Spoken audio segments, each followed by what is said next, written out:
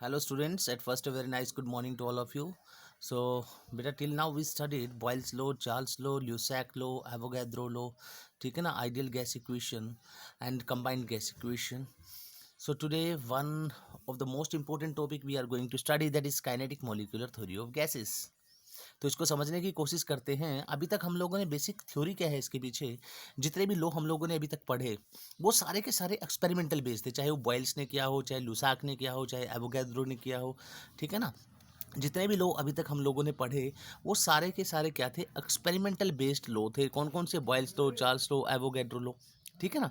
अब एक्सपेरिमेंटल थे लेकिन उनके पीछे कोई थ्योरेटिकल कंसेप्ट नहीं था अभी तक।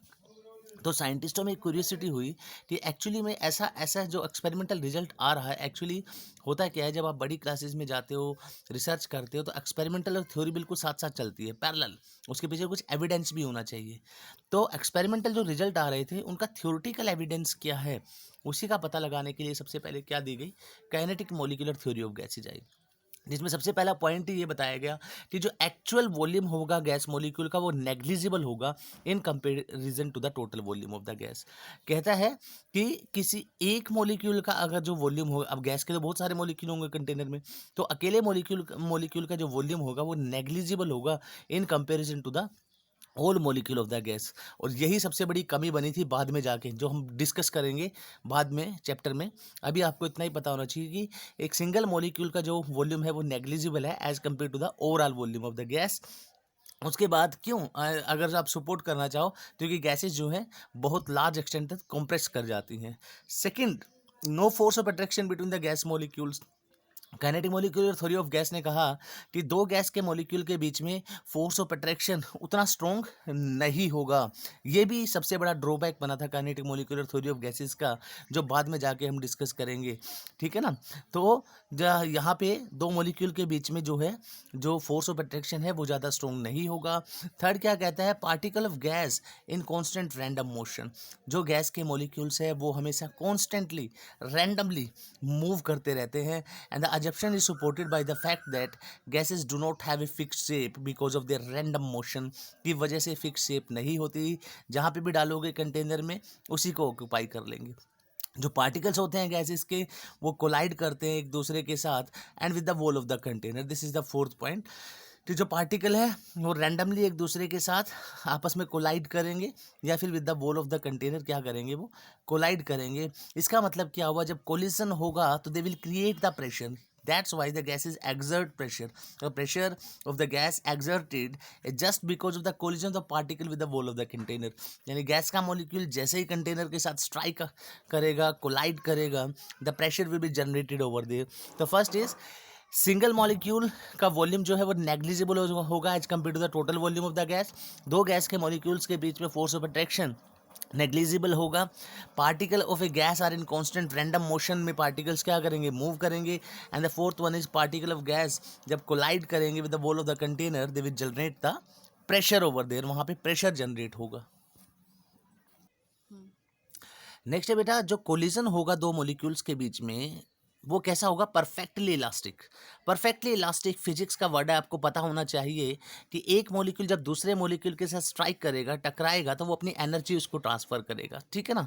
इस तरह से वहाँ पे मूवमेंट होगी मॉलिक्यूल्स की, लेकिन जो एनर्जी है before collision and after collision the overall energy remains constant over there, ठीक है ना। इसका मतलब ये है कि वहाँ पे there is no net loss of energy, energy का कोई लॉस नहीं होगा, बस ट्रांसफर होगी, ठीक है। नेक्स्ट इंपॉर्टेंट पॉइंट है कि जो डिफरेंट पार्टिकल्स होंगे गैसेस के उनकी स्पीड भी डिफरेंट होगी। The different particles of gases possesses different kinetic energy and they have different speed at a particular time. किसी एक पर्टिकुलर टाइम पे डिफरेंट स्पीड होगी।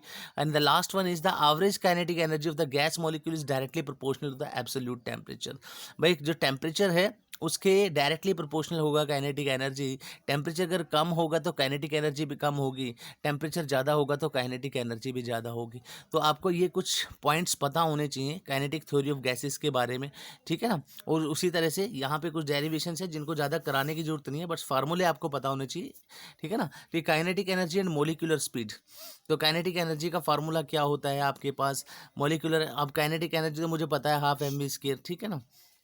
तो आप यहाँ से most root mean square speed हमारी क्या होती है, ये फार्मूला बहुत इंपॉर्टेंट जो आपको पता होना चाहिए। उसी तरह से उसके बाद आपको पता होना चाहिए रूट मीन स्केयर स्पीड का टेम्परेचर के साथ क्या रिलेशन है, √3 RT over M is equal to 3 PV over M 3P over D.